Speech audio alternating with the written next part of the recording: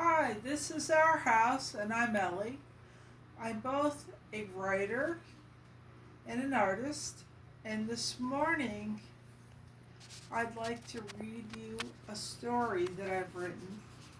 It's copyrighted 2020 Ellie Kelly Bunny Zerner, and the name of the story is Rosa's Mask. It's about the time that we live in. So let me read you a story. Pull up a comfortable chair, and here we go.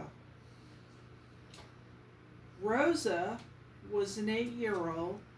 She lived in the city in a 2-bedroom apartment with her 2 brothers, plus Mama, Papa, and Grandma. Papa worked at a butcher shop around the corner from the apartment. And on the TV evening news, the reporter said that people were getting sick. Some of the city dwellers were going to the hospital because they were getting very ill from a virus that people were catching.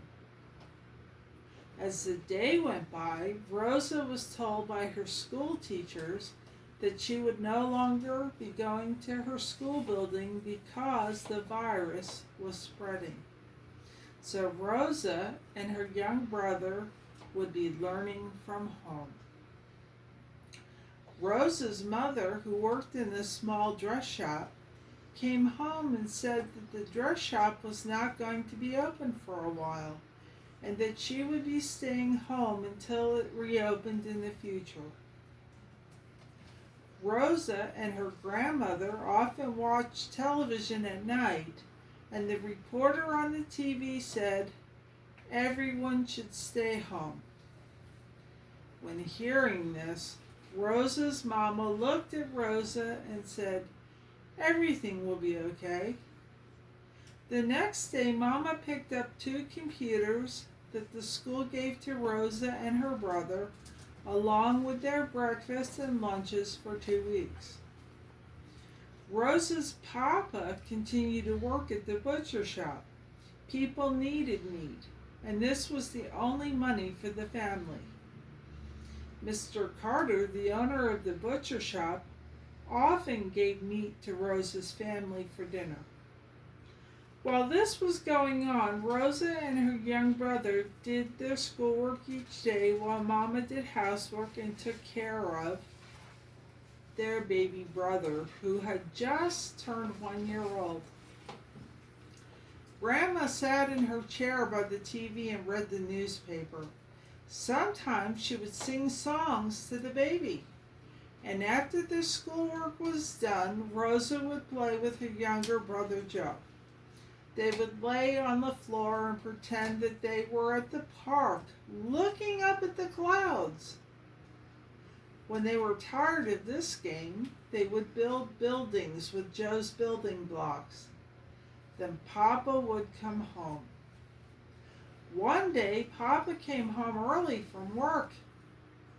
Another man at the butcher shop had gotten sick with the virus, and Mr. Carter had to close the shop. Everyone who worked there was told they could not leave their house for 14 days. Rosa didn't know why, but Mama asked the neighbor to pick up her and Joe's lunches at the school door.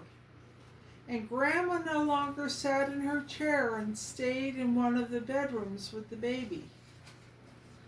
A week passed and Papa got sick. He had to take a test. The test said Papa was sick, but he was not sick enough to go to the hospital. Mama said that Papa needed a mask and they couldn't leave the house, so the neighbor brought food from the food bank that day for Mama. Mama asked the neighbor, Mrs. Hess, to buy some masks at the drugstore. Rosa and Grandma heard Mrs. Hess say to Mama, "There are no masks left." That night, while in bed, Rosa heard the sewing machine running in the bedroom where Grandma and the 2 brothers slept. Rosa didn't know that Grandma was sewing. as Grandma had only one dress and there wasn't enough money for material for Mass.